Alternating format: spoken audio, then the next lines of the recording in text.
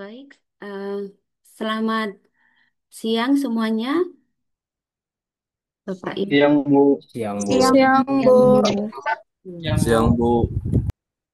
saya sapa sekali lagi ya semuanya untuk anak-anak kami di sini dan juga yang bergabung dalam room ini, room Konghucu. Eh, kita akan memulai kegiatan kita ini. Saya sapa dengan salam keberagamaan ya Bapak Ibu dan anak-anak kami sekalian. Assalamualaikum warahmatullahi wabarakatuh. Salam, Om Swastiastu, Namo Buddhaya, salam kebajikan. Selamat datang buat semua anak-anak kami mahasiswa-mahasiswi Universitas Satya Bhinneka yang mengampu mata kuliah umum keberagamaan. Kami juga menyambut kehadiran dari Bapak narasumber yang akan bergabung hari ini untuk menyampaikan materi-materi terkait dengan toleransi agama di Indonesia.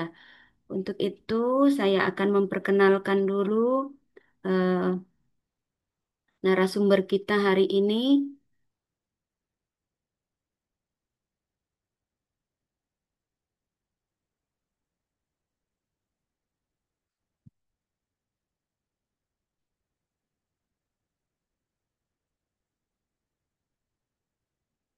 Apakah kelihatan anak-anak kami sekalian? Ya, Bu, sudah Kelihatan Bu. lihat. Kelihatan Bu. Sudah, Bu. Ya, Bu. Iya.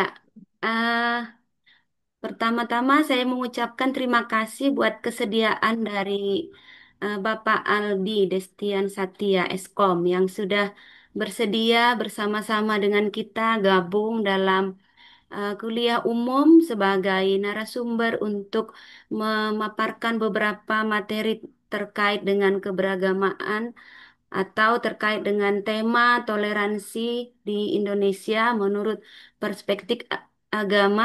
Khususnya hari ini kita akan eh, dibekali dari perspektif dari agama Konghucu. Nah, jadi selamat datang Bapak Aldi Destian Satya Eskom.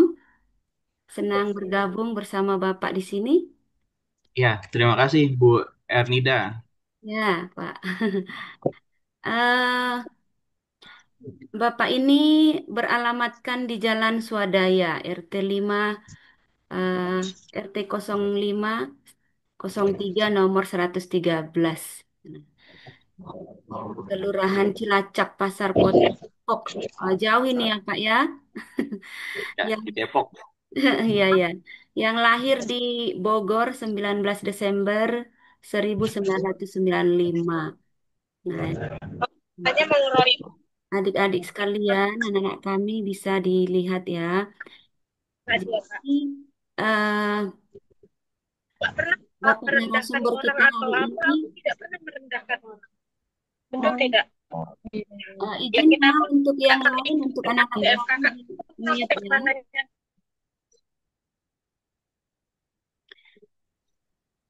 Iya, beliau Bapak Aldi Destian Satya Eskom eh, mendapat pendidikan tahun 2013 sampai 17 itu di eh, Computer Science Bina Nusantara University.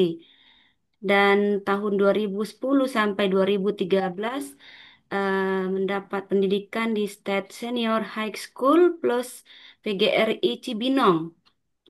Dan tahun 2007 sampai 2010 mendapat pendidikan di State Junior High Schools Segar Cimanggis, Cimanggis ya. 2001 sampai 2007 di State Elementary School One Kuruk Cilacap. Dan tahun 1999 sampai 2001 di Kindergarten School Segar Cimanggis. Iya. Adapun dari job experience dari Bapak Aldi adalah ini sudah ada saya sharekan kepada adik-adik sekalian. Mungkin tidak perlu saya baca secara keseluruhan. Jadi oleh karena itu eh, Saya di mata kuliah ini dalam room ini akan memandu eh, dari awal sampai berakhirnya nanti kegiatan kita. Kiranya semua anak-anak saya di sini, mahasiswa-mahasiswi, akan dibekali dengan banyak ilmu, pengetahuan, pengalaman lewat paparan dari narasumber kita hari ini dan kita menjadi mahasiswa-mahasiswi yang toleransi antar umat beragama semakin terjamin di tengah-tengah bangsa kita yang pluralis.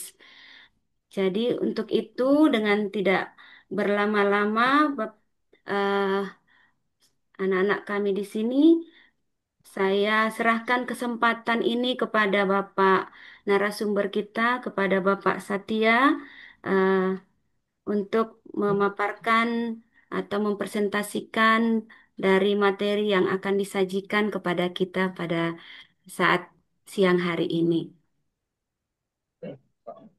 Baik, ya. Terima kasih Bu Ernida untuk perkenalan tadi dari saya gitu ya. Ya, Ya, Pak. selamat selamat siang semua teman-teman semua. Ya, Selamat siang, Bapak. Selamat siang, Pak. Siang, Siang, Pak. Pak. iya. Pertama-tama puji syukur pada hari ini saya diberikan kesempatan di dalam perkuliahan umum, di mana saya akan membawakan materi terkait toleransi perspektif Konghucu. Dan tadi ada beberapa biodata yang sudah disebutkan. Kebetulan saya sekarang ini bekerja di Kementerian Agama di bawah Sekretariat Jenderal Kementerian Agama di Pusat Bimbingan Pendidikan Agama Konghucu. Nah, Konghucu sendiri memang secara agama sudah terlayani, namun memang belum setara. Jadi kita belum ada Konghucu belum ada Dirjen Konghucu tersendiri, namun masih dibantu oleh Sekretariat Jenderal seperti itu. Dan kebetulan saya juga mempunyai beberapa amanah di organisasi kepemudaan dan juga di organisasi Majelis Tinggi Agama Konghucu Indonesia sebagai wadah umat Konghucu di Indonesia. Kalau di kepemudaan namanya DPN, Dewan Pengurus Nasional Pemuda Agama Konghucu Indonesia. Dan biasanya kita berkolaborasi dengan banyak kemahasiswaan lain uh, di pusat. Kayak misalkan PGI, dia ada biro pemudanya, ataupun misalkan di Permabudi, terus juga di HMI kalau di kemahasiswaan dan juga pemuda Katolik dan segala macam. Jadi ada beberapa latar belakang yang saya sendiri terjun langsung sebagai aktivis dan merasakan bagaimana toleransi itu bisa kita wujudkan bersama dan bisa kita maknai bersama toleransi itu seperti apa. Nah, untuk menghemat waktu, saya akan share satu materi PowerPoint eh, bisa diberikan akses untuk ini gak ya apa namanya share screen ya.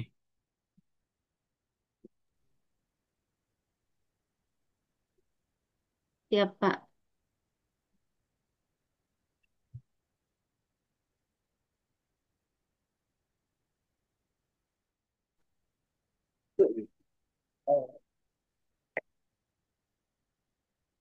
Iya, masih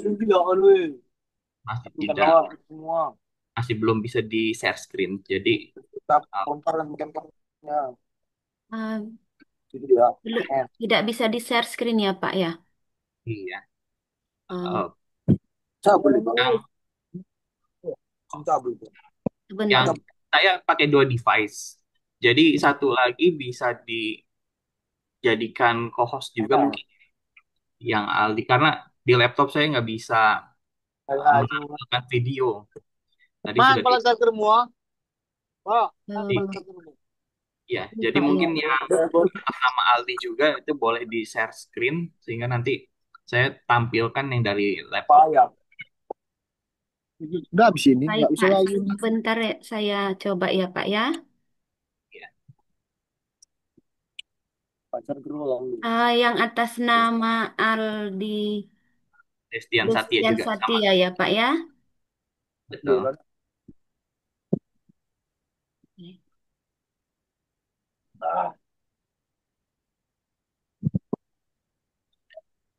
Di sini Eh, Bapak jangan sudah apa, jadi jangan berantem ya. co-host. Kenapa? Iya, yang satu sudah co-host ya, yang Iya, satunya Pak. lagi Yang saya satu sudah, belum. Pak. Iya, nah yang dari laptop itu yang belum jadi co-host, jadi saya belum Eh, bisa Oh, lewat sini ya, Bos. iya. Ambil, belum Bos. bisa share screen. Itu ambil dulu ya. Dari HP terlalu kecil, saya agak susah buat melihatnya Iya, Pak. gitu. Ini, Bos, dulu ini, Bos. Wah, ini Bisa. benar Kalau enggak bisa ya. Sepertinya tidak bisa, Pak. bisa ya. Ya udah, langsung Karena saja deh kalau gitu. mungkin karena sudah ada dibuat tadi satu ya, Pak. Iya. Oke, baik. Paling saya nggak menampilkan PowerPoint karena mungkin agak susah teknisnya. Kalau dari handphone, eh, ya nanti makan waktu. Jadi, eh, Atau begini, Pak. ya Bisakah Bapak kirimkan PowerPoint-nya ke Pak Jane? bisa bisa. Ah, Saya kirimkan, baik, Pak, ya. ditayangkan oleh Ibu ya. Ya, Pak, ya benar, Pak. Untuk anak-anak kami bersabar ya. Oke, saya sudah kirimkan ke Pak Jen. Mungkin bisa Iya, Pak. Saya coba komunikasi sebentar. atau lewat handphone. Coba.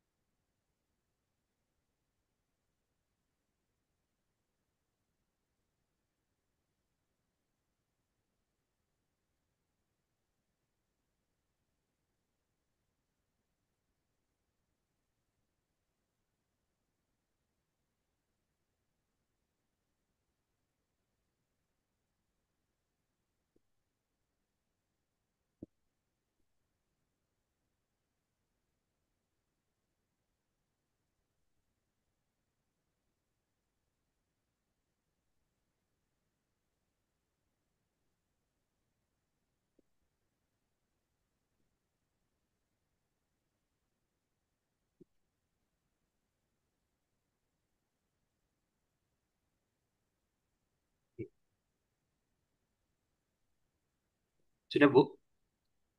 Iya, eh sudah Belum Pak ya? ya. Sambil sambil saya buka, dilanjut aja dulu ya, Pak. Baik, ya. Jadi pada kesempatan ini saya akan menjelaskan tentang wawasan toleransi perspektif agama Konghucu. Nah, di dalam agama Konghucu itu sendiri kami memaknai toleransi itu bukan sekedar toleransi yang seperti mentolerin sesuatu hal gitu, tapi lebih kepada di kami diistilahkan Satya dan Tepa Salira. Nah, Satya itu memang identiknya dengan bagaimana hubungan manusia dengan Tuhan, prasetyanya manusia dengan Tuhan. Tapi di dalam bersosial, umat Konghucu, khususnya ajaran Konghucu ini mengajarkan bagaimana kita harus memperdalam nilai Tepa Salira. Tepa Salira itu artinya apa yang diri sendiri tidak inginkan jangan dilakukan kepada orang lain. Jadi sesuatu sikap yang dimana kita bisa menghargai orang lain, tapi kita tidak boleh menuntut orang lain itu harus seperti kita gitu. Nah, ada ada makna secara etimologi dan juga uh, terminologi. Jadi kalau kita bicara toleransi secara etimologinya itu berkaitan dengan kesabaran, ketahanan emosional dan ke lapangan dada. Jadi uh, toleransi itu diukur dari secara etimologi diukur dari seberapa kita tuh bisa bersabar menahan suatu emosional ataupun misalkan ada orang yang tidak sesuai paham dengan kita. Nah, maka secara etimologinya kita harus bisa menahan supaya kita tidak menghakimi orang yang berbeda pandangan. Nah, dan juga secara terminologi, sikap saling menghargai, ini yang lebih umum kita ketahui itu seperti ya sikap saling menghargai, memperbolehkan, membiarkan pendapat, terus pendirian, pandangan, kepercayaan, dan kebebasan yang berbeda atau bertentangan dengan pendiriannya. Jadi toleransi itu sendiri sebenarnya bisa diartikan sebagai pembiaran, tapi sebenarnya ada batasan-batasan tertentu yang tidak tidak bisa kita apa bisa kita batasi gitu. Jadi kita bisa membiarkan, tapi ada satu titik itu batasannya seberapa seberapa jauh batasan itu. Nah, maka sebenarnya toleransi ini sendiri berkaitan dengan moderasi beragama. Jadi ketika kita bilang toleransi sebenarnya di dalam moderasi beragama itu mengandung unsur toleransi gitu. Nah, yang menjadi masalahnya kan ketika toleransi ini sendiri tidak kita mengerti artinya. Pada akhirnya kita tuh seringkali mengklaim kebenaran sepihak. Jadi kita seringkali menganggap diri kita paling benar, eh, menganggap diri kita tuh paling apa kalau bisa diidentikan dengan agama paling suci lah dan segala macam. Nah, maka di slide berikutnya yang ini toleransi dalam agama Konghucu sebenarnya yang diinginkan itu adalah untuk tujuannya mencari titik temu. Di dalam toleransi itu harus mendapatkan titik temu sehingga tidak ada konflik ataupun uh, ego sektoral yang menjadikan suatu permasalahan itu akibatnya menjadi uh, perpecahan ataupun konflik itu kan sebenarnya setiap orang tuh punya konflik gitu kan.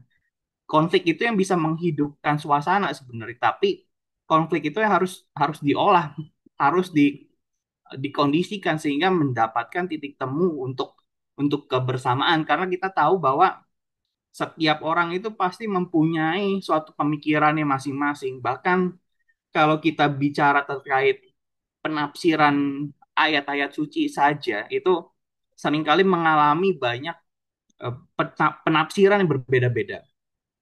Tapi di satu sisi, sebagai manusia yang beragama, kita tidak bisa untuk kekeh dengan suatu suatu pemahaman yang tidak menyeluruh gitu. Kadang ada satu sisi, kalau di agama Konghucu diajarkan bahwa ketika diberikan satu sudut, maka carilah tiga sudut berikutnya sehingga kita mengetahui suatu yang kompleksnya itu gitu. Tidak tidak seperti kacamata kuda yang hanya melihat kebenaran dari satu sisi. Nah, maka toleransi sebenarnya juga harus melihat titik temunya, melihat semua aspek yang bisa kita telaah kebenarannya. Nah, kemudian di dalam toleransi itu sendiri cara pandang harus moderat.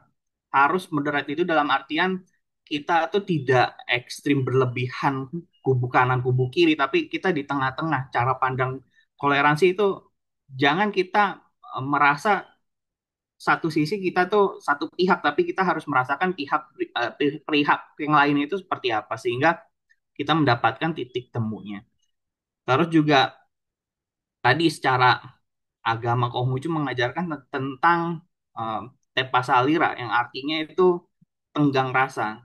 Tenggang rasa diartikan sebagai uh, rasa rasa yang sama, rasa sepenanggungan, rasa yang kita kita tuh menganggap ya orang lain itu juga uh, seperti kita gitu. Sehingga ketika kita mau menghakimi orang lain, kita tuh sadar bahwa enggak kita tuh bukan bukan orang yang selalu benar juga kok gitu.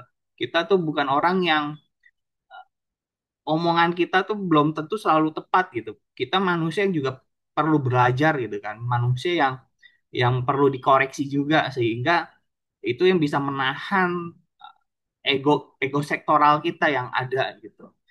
Nah, terus secara filosofi agama, maka dikatakan toleransi itu berujung kepada bagaimana kita bisa memanusiakan manusia. Nah, memanusiakan manusia itu yang diartikan sebagai bagaimana kita tuh mempunyai rasa kasih, rasa cinta kepada sesama manusia. Nah, sehingga kita tidak lagi menyakiti ataupun melukai orang lain seperti itu. Nah, kemudian kalau di PPT di slide sebelumnya deh, di situ ada kalimat terkait batasan toleransi di slide. Nah, di Chung. Nah, Chung diartikan jadi toleransi itu harus di batas tengah. Berarti sikap. Jadi gini, Chung itu diartikan di dalam agama Konghucu adalah sikap yang tidak condong ke kanan dan ke kiri. Kalau di dalam ayat agama Konghucu, Chung ini sendiri diartikan tengah itu sikap yang diartikan sebagai uh, penjabarannya gembira, marah, sampai senang. Sebelum timbul dinamai Chung, tengah. Setelah timbul tetapi masih di batas tengah dinamai harmonis. Tengah itulah pokok besar dunia dan harmonis itu adalah cara menempuh jalan suci. Nah, jadi manusia itu kan tadi dilahirkan, diciptakan, dia tuh membawa satu fitrah dari Tuhan. Secara pandangan agamanya membawa fitrah dari Tuhan yang berupa hati nurani gitu kan.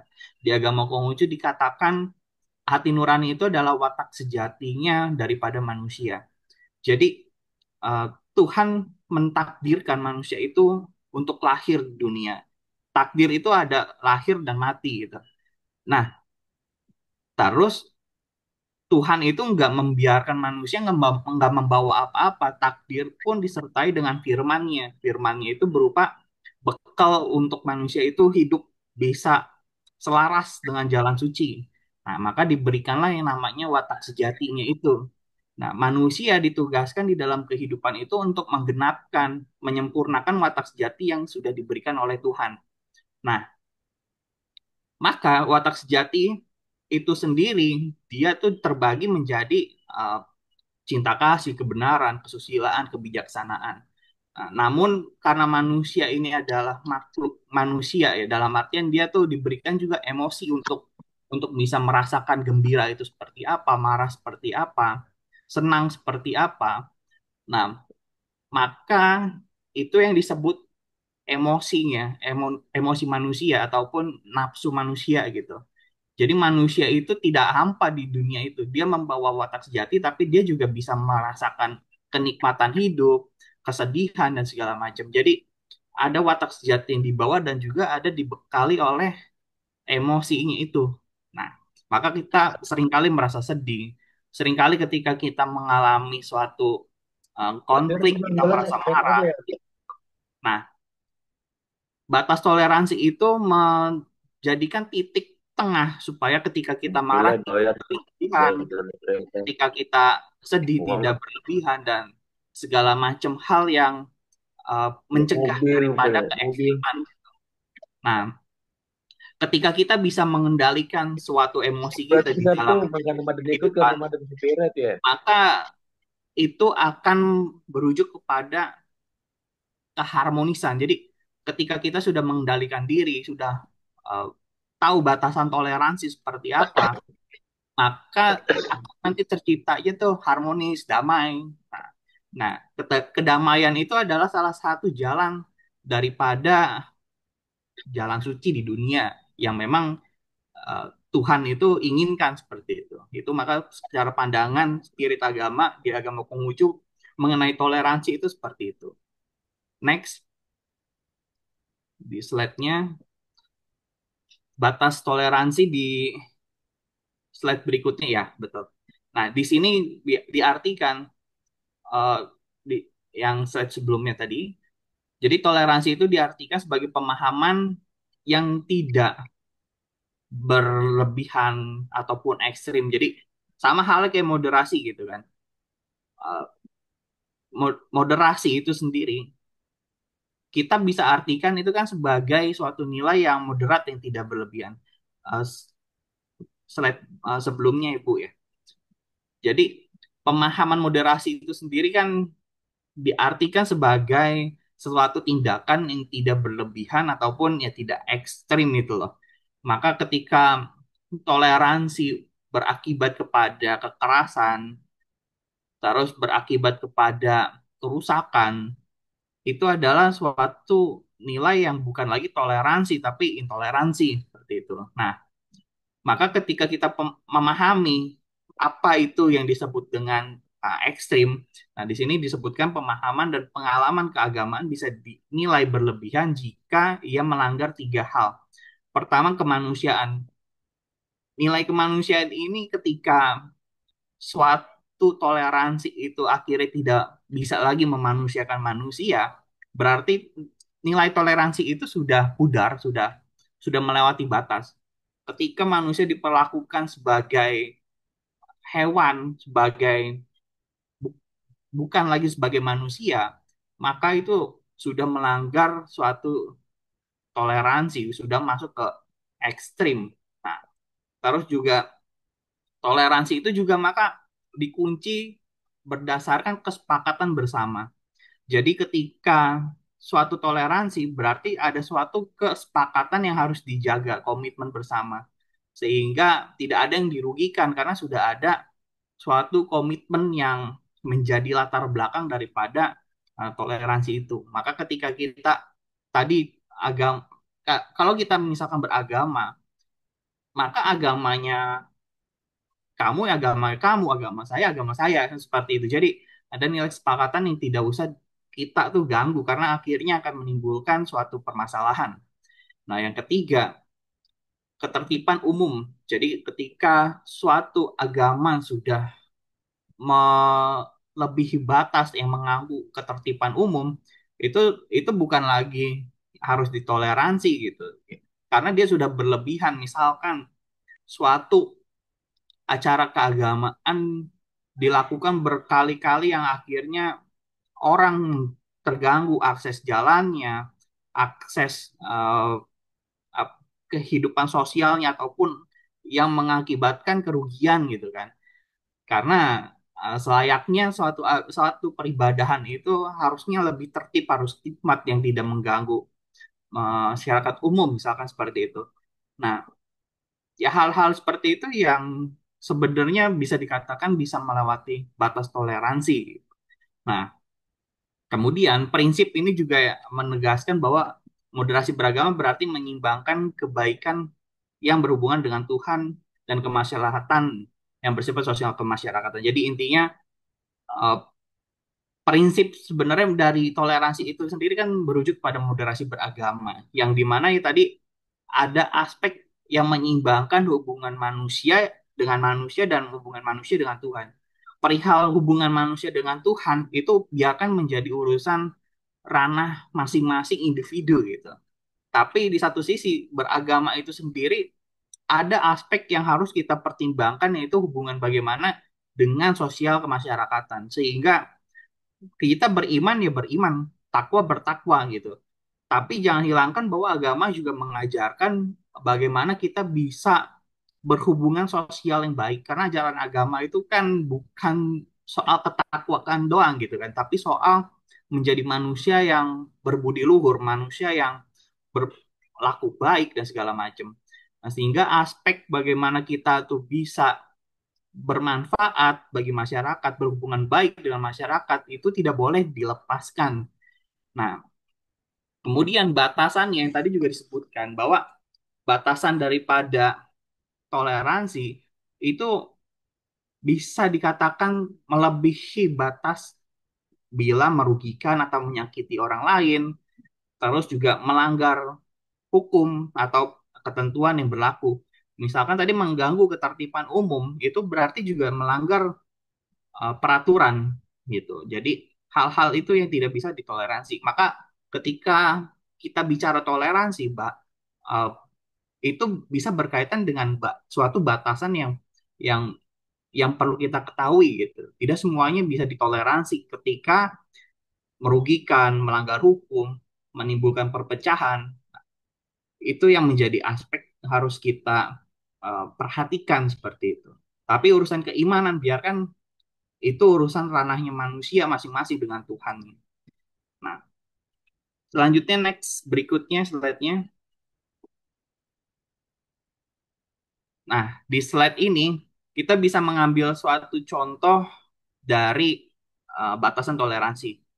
Jadi, contohnya seseorang mungkin mentoleransi atau menoler menoleransi kebiasaan orang lain selama tidak membahayakan, tetapi tidak akan menoleransi kekerasan atau penipuan.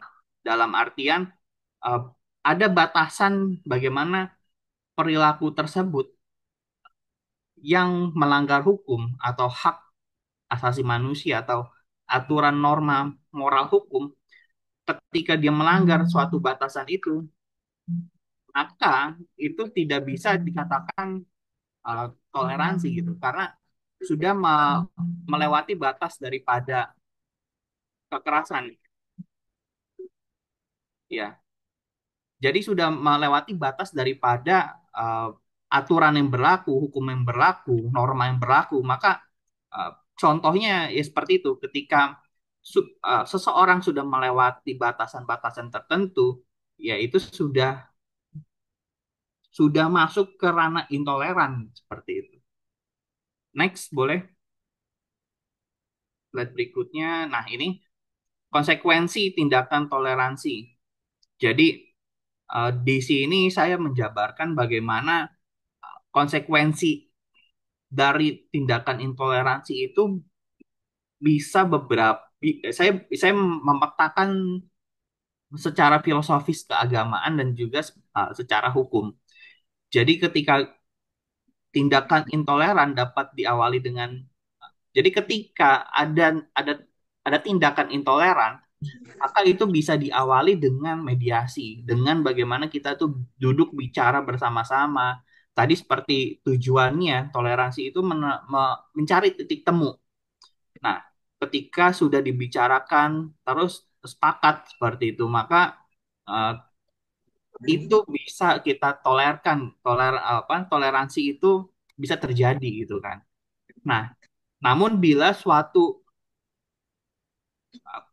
unsur yang sudah masuk ke ranah pidana itu ya harus lewat jalur ya memang jalur secara hukum gitu. Jadi ada beberapa yang bisa kita musyawarahkan ketika memang uh, intoleransi itu masih melebihi tapi tidak berakibat fatal. Tapi ada satu intoleransi yang ketika dia sudah mengakibatkan suatu kerusakan dan masuk unsur pidana itu itu bisa diproses secara hukum.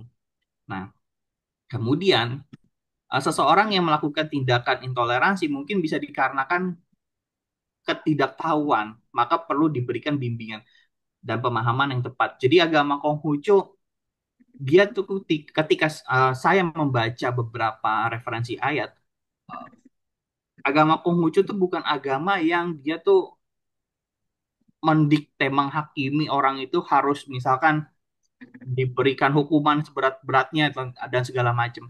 Karena sebenarnya intoleransi itu muncul juga karena kerusakan moral daripada manusia itu. Karena agama Konghucu menitik beratkan kepada moralitas seseorang. Jadi ketika orang itu intoleran, maka yang harus diawali untuk memperbaiki manusia yaitu bagaimana orang itu bisa ditingkatkan moralitasnya kembali. Nah, tetapi ketika memang moralnya sudah hancur dan betul-betul menjadi psikopat gitu dalam artian, nah maka yang harus dilakukan itu ada efek jerah gitu kan. Nah, efek jerah itu bisa tadi lewat proses pidana.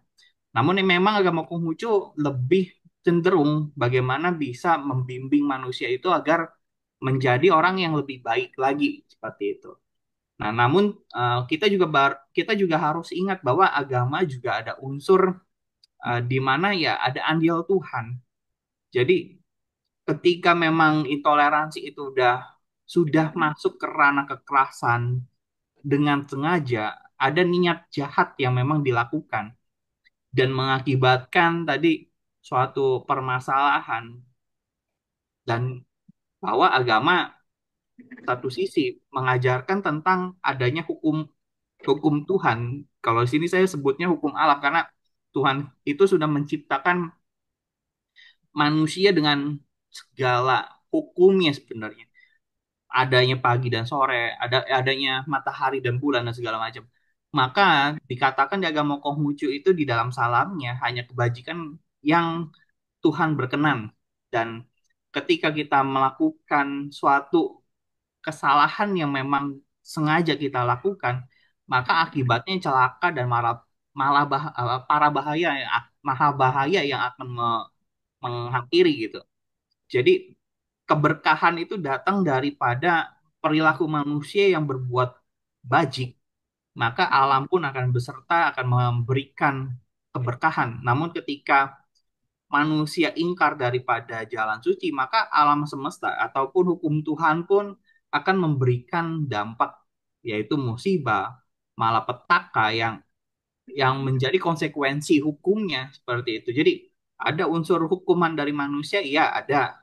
Tapi secara kita sebagai makhluk beragama, ada hukuman juga yang dilakukan oleh Tuhan. Walaupun mungkin ya di agama Konghucu tidak mengenal adanya surga dan neraka, tapi kita bisa bayangkan ketika manusia berbuat jahat, hidupnya belum tentu dia akan damai, bahagia. Dia akan diliputi oleh perasaan yang nyesal, dan segala macam. Nah, maka dari itu, konsekuensi hukum ketika melakukan intoleransi itu pasti akan ada sebab, ada akibat seperti itu. Oke, next berikutnya. Slide berikutnya kita di sini berkaitan dengan pandangan toleransi intraagama. Nah, jadi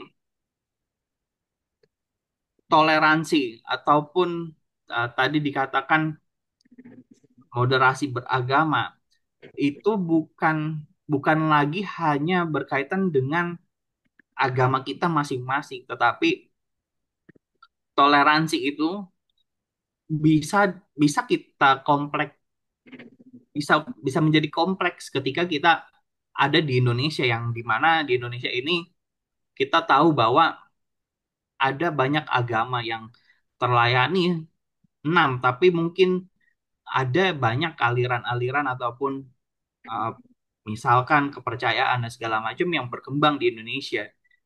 Nah, maka nilai toleransi itu sendiri tidak tidak hanya berkaitan dengan agama kita sendiri, tapi bagaimana memang toleransi itu sendiri bisa menjadi bagian daripada sosial kultural kita yang begitu luas, yang begitu beragam gitu.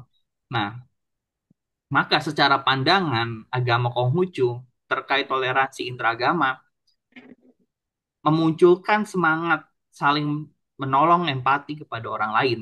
Empati itu bukan perihal di agamanya apa. Jadi ketika ada orang yang kesusahan, kita nggak harus menanyakan agamanya apa baru kita tolong. Tapi toleransi sebenarnya yaitu ya ketika di agamanya berbeda dengan kita, ada kesadaran moral kita untuk membantu sesama manusia. Nah, ada tiga ayat yang saya rangkum, yang saya pilih untuk kita bisa uh, pelajari bersama secara teologi agama Konghucu. Jadi semangat saling menolong dan empati kepada orang itu dipicu dari seseorang seorang yang seorang yang berpricinta kasih, ia ingin tegak, ia dapat tegak maka berusaha agar orang lain tegak, ia ingin maju maka berusahalah untuk orang lain maju. Jadi kita ketika hidup di dunia tadi mempunyai suatu tugas di dalam kehidupan ini, yaitu berlaku sesuai dengan ajaran agama yang bisa mendorong kita kepada jalan jalan suci, jalan uh, kebenaran seperti itu. Nah, maka kesadaran bahwa dunia ini bukan hanya kita seorang, tapi banyak orang lain yang kita harus uh, perlakukan dengan cinta kasih, maka ketika kita ingin menjadi orang yang lebih baik lagi, nilai cinta kasih itu akan berkembang ketika kita bisa bermanfaat bagi orang lain. Jadi intinya tuh di dalam ayat yang pertama, bagaimana kita tuh bisa mengembangkan diri kalau kita sendiri tidak mau belajar, tidak mau memberikan tadi kasih pada orang lain dan segala macam, sehingga kita cuman kayak katak dalam tempurung yang dimana kita cuman mengasihi diri kita dan itu tidak akan berkembang. Maka sejatinya toleransi itu juga merujuk kepada bagaimana cinta kasih ini bisa disebarluaskan, uh, bisa bisa menjadi dampak bagi orang-orang di sekitar kita seperti itu. Nah, sehingga orang-orang maju pun kita akan maju. Nah, kemudian yang dapat memperlakukan orang lain dengan contoh yang dekat diri sendiri sudah cukup dinamai orang bercinta kasih. Jadi tadi balik lagi bahwa ya ketika kita sudah memperlakukan orang lain sama saja kita memperlakukan diri kita sendiri gitu. Jadi ketika kita tidak mau dicubit, jangan cubit orang lain gitu. Jadi itulah nilai daripada introspeksi diri yang lebih ditekankan di dalam ajaran agama Konghucu. Nah, sama tadi yang seperti ayat di bawahnya, apa yang diri sendiri tidak inginkan, janganlah dilakukan terhadap orang lain. Nah, terus ayat yang berikutnya, seorang cinca ini diartikan sebagai seorang insan kamil ataupun tadi orang yang berbudi luhur. Nah, selalu bersikap sungguh-sungguh, maka tidak ada kilaf kepada orang lain. Bersikap hormat dan selalu susila di empat penjuru lautan semua umat ataupun semua orang itu bersaudara. Jadi di agama Konghucu tidak membedakan agama Islam, Konghucu dan lain-lain bahwa dinyatakan bahwa di empat penjuru lautan ataupun di semua tempat kita itu adalah satu saudara dalam artian sama-sama manusia yang diciptakan oleh Tuhan. Kita saudara sesemanusia gitu kan. Maka sewajibnya ketika kita meyakini kita itu sesama manusia, maka yang dilakukan itu ya bersikap bagaimana bisa saling menghormati, bagaimana bisa saling menghargai gitu. Jadi unsur daripada uh, manusia tadi kan ada kesusilaan. Kesusilaan itu unsur daripada saling menghormati itu terjaga. Nah, jadi ayat-ayat ini bisa mendorong kita untuk bagaimana kita tuh bisa berperilaku toleransi kepada sesama manusia, sesama umat beragama. Bukan lagi bicara terkait kita itu agamanya, misalkan saya agamanya Konghucu, maka saya cuman mentolerin agama Konghucu gitu. Tapi bicara toleransi itu lebih luas. Kita agama Konghucu, bagaimana agama Konghucu bisa lebih memberikan kasih kepada orang lain. Sehingga agama Konghucu akhirnya misalkan berkembang lebih baik lagi gitu. Nah, oke, next. Slide berikutnya. Oke, jadi di slide berikutnya tadi sudah ada ayat-ayat, tapi saya tambahkan juga ayat-ayat terkait pandangan toleransi interagama. Jadi di sini toleransi tidak memandang agama seperti jika ada suatu anak yang tiba-tiba hendak terprosok ke dalam sumur, maka kita wajib untuk menolongnya tanpa harus mempertimbangkan hal-hal lain. Inilah yang dinamakan kemanusiaan. Yang tadi saya sudah bicarakan ketika ada orang yang mempunyai masalah, agamanya apa, kita nggak harus nanya di agamanya apa.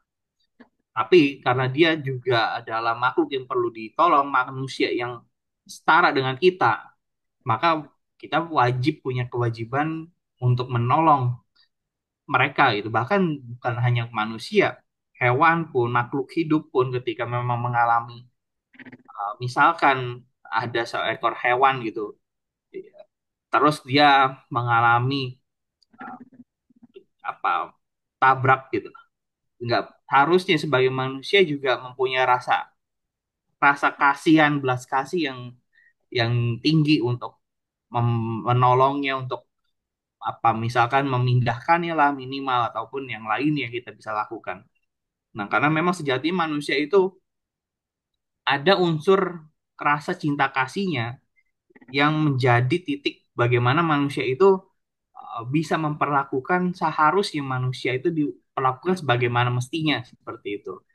Nah, terus tadi dikatakan bahwa toleransi intra beragama itu harus juga memandang bahwa agama lain itu kita tidak memandang agama lain itu lebih buruk daripada agama kita. Itu yang menjadi masalah ketika kita mengklaim bahwa agama kita paling benar. Memang secara keimanan kita bisa, tapi secara sosial jangan kita tuh menghakimi agama lain lebih buruk. Ya, kalau kita memang mengimani agama kita lebih baik, seharusnya kita bisa mencontohkan sesuatu yang bisa menjadi teladan sehingga sehingga orang lain pun akan paham, wah dia agamanya Konghucu, perilakunya seperti itu, pantesan seperti itu. Jadi dari nilai teladan itu yang bisa menggambarkan agama itu seperti apa sebenarnya. Walaupun memang pada kenyataannya banyak yang salah penafsiran ketika dia menerjemahkan suatu ajaran, dia a- membela agamanya, apa ajarannya, tapi tidak memandang agama lain gitu kan. Nah, maka titik daripada agama Konghucu ketika dia tahu bahwa di dunia ini tidak hanya agama Konghucu, di situ Nabi Kungce dia bersabda bahwa bila berlainan jalan suci jangan saling berdebat. Nabi Kungce, Nabi sendiri di Konghucu ya, dia memahami bahwa tidak hanya agama Konghucu loh yang menuju jalan jalan suci. Ada agama-agama ataupun ada ajaran lain yang bisa mencapai itu juga gitu. Jadi nggak usah diperdebatkan perbedaan-perbedaan di suatu agama. Misalkan ya agama Konghucu dia sembahyang pakai dupa seperti itu dan agama Muslim sembahyang pakai sejadah dan segala macam. Itu biarkanlah menjadi suatu perbedaan yang menjadikan itu keindahan gitu. Tidak usah kita memperdebatkan suatu perbedaan yang sejatinya itu tidak bertentangan dengan kekerasan dan segala macam. Kemudian seorang kince dapat rukun meski tidak sama, seorang rendah budi dapat sama tetapi tidak dapat rukun. Jadi jadilah kita tuh sebagai seorang cince dalam artian yang berakal budi. Kita bisa menerima suatu perbedaan yang ada sehingga ada kerukunan ketika kita bisa saling menghargai, kita mensyukuri suatu perbedaan, maka kita akan dapat rukun walaupun memang pada kenyataannya kita tidaklah sama gitu. Jangan kita berkelompok sesuai dengan jenis kita masing-masing, tapi justru kita harus membaur untuk menciptakan suatu keindahan seperti halnya suatu bunga yang ketika kita lihat di taman itu tidak akan indah ketika tidak ada variasi bunga-bunga lainnya. Nah, maka ketika kita menemukan suatu perbedaan, jangan itu dianggap suatu keanehan, tapi itu adalah suatu Terus aku nih apa gini? Nah, selanjutnya satu ayat lagi di sini, tiap benda mempunyai pangkal dan ujung, tiap perkara mempunyai awal dan akhir. Orang yang mengetahui mana yang lebih dahulu dan mana yang lebih kemudian, dia sudah dekat dengan jalan suci. Jadi suatu permasalahan itu jangan kita langsung putuskan satu pihak, tapi justru kita harus mencari awal dan akhirnya. Dalam artian, sebabnya kenapa sih bisa terjadi suatu permasalahan. Kadang kita kan suka suka apa, menonjolkan bahwa kita yang paling tahu, tapi kita nggak tahu latar belakang dan segala macam. Nah, di ajaran agama Konghucu mengajarkan bahwa kita tuh justru harus mencari tahu dulu apa yang menjadi sebabnya, apa yang menjadi latar belakangnya, sehingga muncullah suatu permasalahan itu. Nah, ketika kita sudah mengetahui asal-usulnya, kita bisa mengarah kemana yang harus kita lakukan, yang bisa lebih tepat. Maka kebijaksanaan itu muncul ketika kita mau belajar dulu dari suatu persoalan. Nah, ketika kita sudah belajar dari suatu persoalan, kita dapat memutuskan itu berlandaskan ya tadi kebenaran, kebijaksanaan seperti itu. Nah, oke, terus slide terakhir berikutnya. Di sini saya ingin menjelaskan terkait tadi kita sudah banyak menyinggung terkait toleransi. Kemudian eh, bagaimana tadi toleransi itu kita bisa kembangkan menjadi nilai-nilai moderasi beragama. Karena unsur tadi moderasi beragama itu ada unsur ya, unsurnya ya toleransi itu sendiri gitu. Nah, di dalam moderasi beragama satu sisi di sini tuh kita bisa menjelaskan bahwa saling menghormati dan menghargai terhadap keyakinan kepercayaan orang lain yang berbeda itulah unsur kita saling bertoleransi gitu, saling menghormati dan menghargai. Kemudian menjauhi sikap eksklusif dan superior. Jadi ketika kita sudah merasa diri kita tidak tidak superior, nah maka kita bisa bisa paham apa yang harus kita lakukan gitu, seperti itu. Nah, terus juga menjauhi sikap intoleran, tidak merendahkan keyakinan orang lain, menghina figur atau simbol agama. Moderasi beragama bertujuan untuk bergerak ke tengah, kembali pada esensi ajaran agama, yaitu memanusiakan manusia. Jadi nilai-nilai ini yang perlu kita kembangkan dalam mewujudkan toleransi di antara umat beragama. Seperti itu. Next, bentar, saya, iya, bentar ya, saya ada. Masih ada, Pak?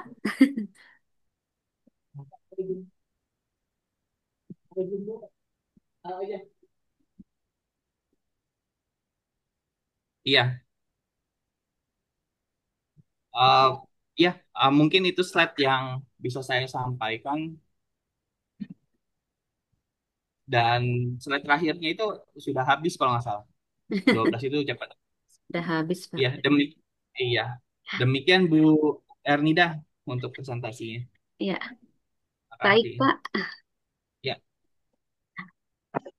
Nah, baik. Terima kasih buat narasumber kita yang luar biasa pada siang hari ini sudah memaparkan tentang toleransi menurut perspektif agama Konghucu. Begitu jelas dan detail dan kita sangat memahaminya.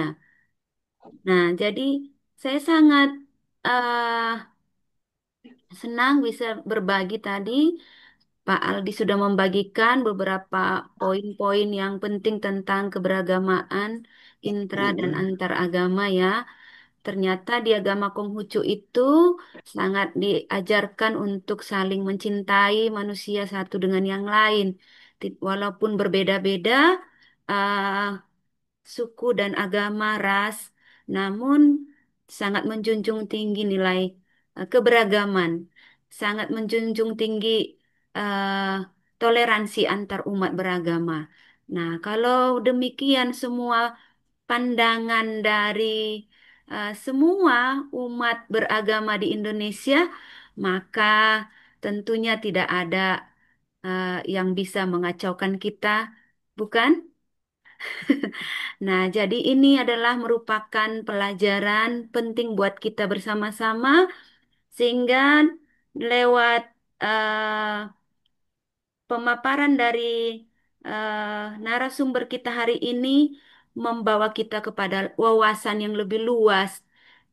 Ternyata tidak perlu kita berpikir secara negatif karena agama Konghucu juga mengajarkan apa yang baik-baik dan mengimplementasikan ajaran-ajaran yang diajarkan melalui kitab suci yang dianut oleh agama Konghucu. Benar ya, Pak Aldi Destian Satya? Ya, Ah, terima silakan Bu. kasih Pak untuk pemaparan materi hari ini. Nah, karena kita sudah mendengarkan banyak hal, sudah menerima banyak hal daripada eh, narasumber kita hari ini. Untuk itu, kepada semua anak-anak kami, mahasiswa-mahasiswi, jika ada yang ingin bertanya atau ada sesuatu yang ingin didiskusikan yang mungkin menjadi pertanyaan bagi kalian, eh, untuk itu waktu dan kesempatan kami berikan kepada semua anak-anak kami di sini. Selagi narasumbernya cukup luas untuk menjelaskan, ya.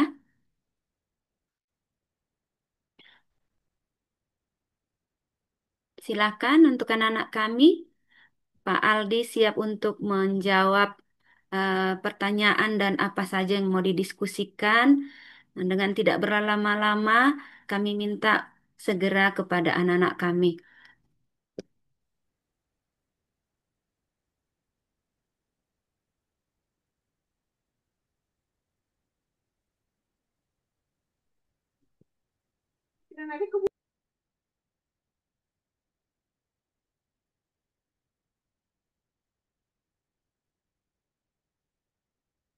Apakah ada yang bertanya atau bisa juga di kolom chat ya?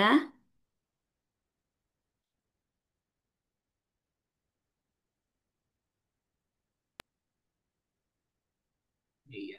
Oke, ada satu pertanyaan di dalam kolom chat. Ya, Pertanyaan dari si Hotang ya. Ah, iya. Pertanyaan terkait bila oke. ada Ya. seseorang atau sekelompok yang menutup diri terhadap perbedaan kepercayaan dan agama, bagaimana cara membangun toleransi terhadap penutupan diri tersebut. Jadi balik lagi ketika suatu tadi ajaran agamanya, eh, kita kan bisa mengidentifikasi bahwa agama itu mungkin misalkan mengajarkan keburukan atau seperti apa gitu kan. Ketika memang um, di lingkungan ternyata doktrin-doktrin yang diajarkan itu berkaitan tentang kekerasan, terus terkait tentang intoleransi, maka itu perlu ditindak. Dalam artian kita harus bisa masuk ke ranah itu gitu. Dalam artian kita bisa bertemu langsung untuk bertanya apa sih yang diajarkan, kenapa ajarannya seperti ini dan seperti apa gitu kan. Karena tadi ada satu sisi uh, kita boleh mentoleransi dia ada di lingkungan itu selama ajaran itu tidak merusak ataupun tidak mengakibatkan suatu ajaran yang berkaitan dengan kekerasan ataupun berkaitan dengan uh, apa apa yang menjadi yang tidak memanusiakan kita. Uh, iya, ada.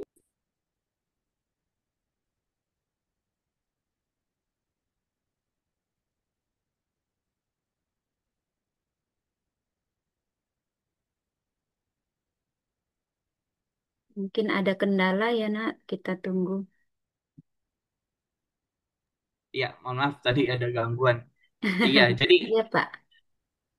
jadi itu ketika kita sudah mengetahui tadi ada suatu kelompok yang menutup diri dan ketika kita udah identifikasi bahwa ajaran itu misalkan bertentangan dengan nilai-nilai kemanusiaan, mengajarkan kekerasan dan segala macam, maka kita sebagai warga berhak untuk lebih mencari tahu kenapa ajaran itu mengajarkan seperti itu. Tidak kita harus langsung menghakimi untuk mengusir dan segala macam karena sejatinya ya mereka juga manusia seperti itu. Jadi kita harus harus melakukan pendekatan dulu sebagaimananya kita tuh menghargai bahwa mereka juga punya satu kebebasan gitu. Namun tadi memang kita harus memperhatikan ajaran apa yang di anut ataupun ajaran apa yang diajarkan ketika memang ajaran itu aman, dalam artian ajaran itu tidak bertentangan dengan etika moral, biarkan mereka ya hidup sebagaimana haknya mereka berserikat di Indonesia, karena berserikat ataupun berkumpul itu menjadi hak daripada warga negara Indonesia seperti itu. Nah, maka pertama ya kita harus mencari tahu dulu apa ap- apa ajaran yang dibawakan atau diajarkan di suatu kelompok itu seperti itu. Nah, kalau memang sudah ranahnya kepada ajaran sesat dan segala macam, mungkin kita bisa lebih jauh lagi bicaranya. Mungkin misalkan di situ terjadi konflik akhirnya, terus terjadi masalah yang menimbulkan ap- gangguan daripada ketertiban umum, ya ranah aparat bisa bisa memediasi itu gitu. Nah, kurang lebih jawaban yang pertama seperti itu. Ya, baik Pak. Terima kasih sudah memberikan jawaban yang tepat buat kita di sini. Ini banyak sekali nampaknya yang bertanya nih Pak. Nah, Iya. ada juga ini dari Rika Wulandari, ya. Nah, dia bertanya begini, Pak. Apakah konsep toleransi agama itu bersifat universal atau relatif terhadap konteks budaya dan sejarah tertentu? Dan bagaimana sih caranya agar kita dapat mencapai keseimbangan antara menghargai agama, ke- menghargai keragaman budaya, dan menegakkan prinsip-prinsip toleransi? Nah, ini pertanyaan dari Rika Wulandari, Pak. Baik. Ya, terima kasih atas pertanyaannya, Bu Rika ya. Jadi konsep toleransi itu sendiri dari setiap agama mungkin mempunyai suatu teologis yang mungkin berbeda-beda terkait terkait ininya pengistilahannya, tetapi ketika kita memahami suatu toleransi, sebenarnya ajaran agama tidak ada yang bertentangan. Seharusnya sejatinya ajaran agama itu ajaran ajaran moral yang tidak ada em, bertentangan dengan rasa cinta kasihnya, rasa kasih, rasa rasa menghargai. Jadi bahwa bersifat universal karena itu bicara bagaimana tuh manusia bisa memanusiakan manusia. Kan ajaran agama sifatnya itu universal. Di dalam agama agama itu kan bagaimana kita bisa eh, menjadikan suatu agama itu menjadi bagi orang-orang kan seperti itu. Nah, maka secara teologis mungkin pengistilahannya berbeda-beda, tapi em, secara perilaku atau tindakan di dalam sosial, toleransi itu sifatnya universal karena bicara tentang kemanusiaan, tentang saling menghargai. Nah, terus bagaimana caranya agar kita bisa mencapai keseimbangan antara menghargai keragaman budaya, menegakkan prinsip-prinsip toleransi. Caranya itu bagaimana kita bisa memperdalam dulu nilai toleransi itu sebenarnya sejatinya seperti apa sih? Ketika kita mempunyai kesadaran kita tidak boleh menyakiti orang lain, punya kesadaran bahwa orang lain perlu dihargai, punya kesadaran bahwa ada rasa cinta kasih kita yang harus kita tuh berikan kepada orang lain, maka sejatinya toleransi itu akan melekat di dalam diri kita. Nah, maka prinsip-prinsip dari toleransi itu sendiri bagaimana kita sebenarnya bisa menjadi manusia yang baik di dalam bersosial, bermanfaat di dalam bersosial. Nah, sehingga tidak ada tadi konflik-konflik egoisme ataupun ego sektoral kita sendiri gitu. Nah, mungkin jawabannya seperti itu untuk pertanyaan kedua. Iya, terima kasih, Pak. Berarti harus tentunya harus ada namanya mencintai sesama ya Pak ya, karena kita sama-sama diciptakan oleh Tuhan Yang Maha Esa ya Pak, sehingga Betul, toleransi betul. bisa seimbang, bisa terjaga, dan prinsip-prinsip yang dimiliki menjadi implementasi dalam kehidupannya. Iya, terima kasih Pak. Mungkin pertanyaan yang ketiga kita lanjut ya Pak ya. Ya, silakan. Iya, dari anak kita Selihot Sihotang. Iya, dia bertanya begini. Bila ada seorang atau kelompok yang menutup diri terhadap perbedaan kepercayaan dan agama, bagaimana cara membangun toleransi terhadap penutupan diri tersebut? Wah, ini Oh pertanyaan ya, yang oke. bagus ya, Pak ya. Iya. Tapi Ya, tadi pertanyaan saya terbalik. Harusnya pertanyaan dari Wulandari itu yang pertama. Soalnya pertanyaan dari si Hotang tadi saya sudah jawab yang di pertama, yang terkait ya, menutup oleh ya apa orang kelompok yang menutup diri gitu kan. iya, Kan iya. tadi yang saya. Ah, Ja- kalau begitu kita lanjut ke yang berikutnya ya, Pak ya, karena tadi sudah terjawab ya. Hmm. Iya. Baik, ini dari Wilson Bindu Tua.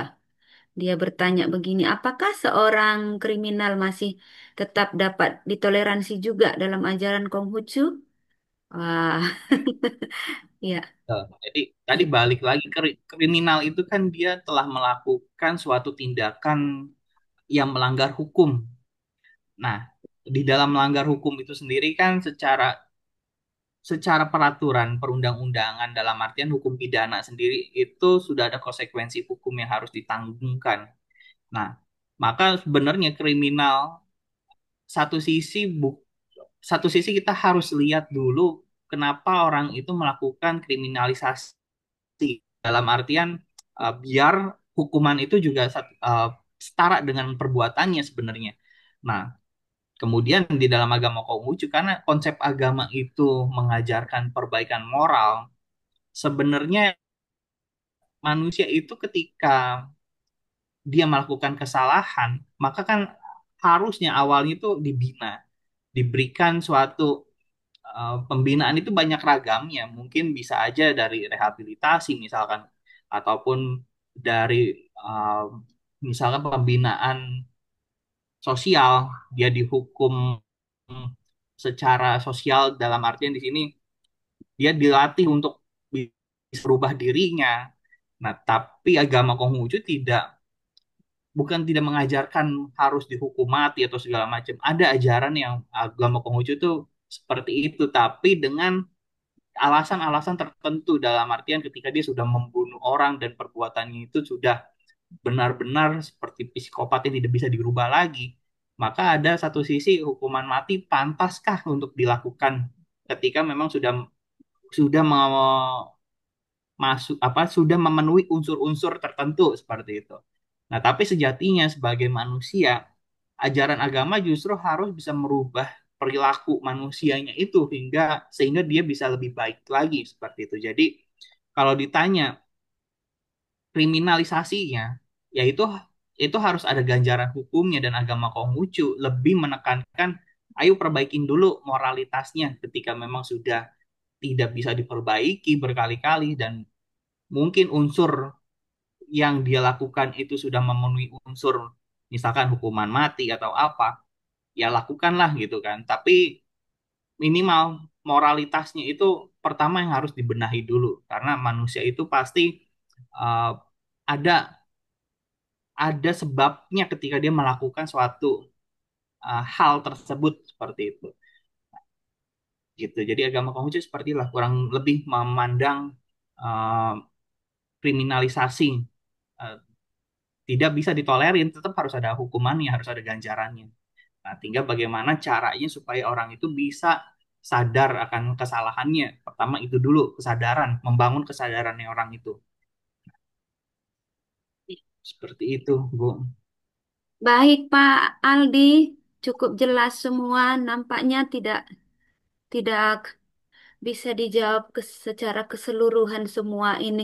Masih banyak sekali, ternyata semua sangat minat mendengar dari pemaparan materi Pak Aldi hari ini. Jadi cukup banyak sekali, tapi ini mungkin bisa di ini ya Pak ya, nanti kita akan share kepada Pak Aldi pertanyaan-pertanyaan mereka untuk dijawab dan saya akan bagikan nanti di kelas ya Pak. Hmm. Baik, terima kasih Baik, Ibu Danida.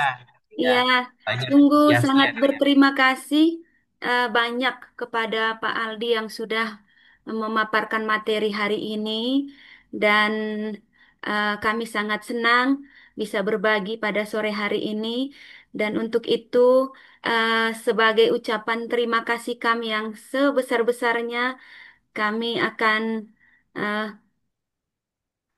bagikan sertifikat ya Pak ya dan Ya, terima kasih yang sebanyak-banyaknya untuk Pak Aldi Destian Satya yang sudah menolong kami berbagi untuk mahasiswa-mahasiswi kita.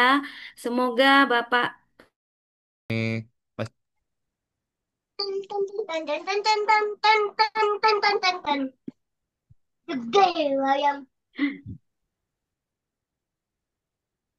mohon maaf ya, Pak, tadi belum sempat selesai jadi udah habis waktunya ternyata. oh, habis break waktunya ya. Iya, Pak. Ya jadi mungkin tidak apa-apa Bu, di sini saja Bu, di ininya. Difotokan dulu Bu ininya Bu, dengan Pak Aldinya. Oh iya Pak.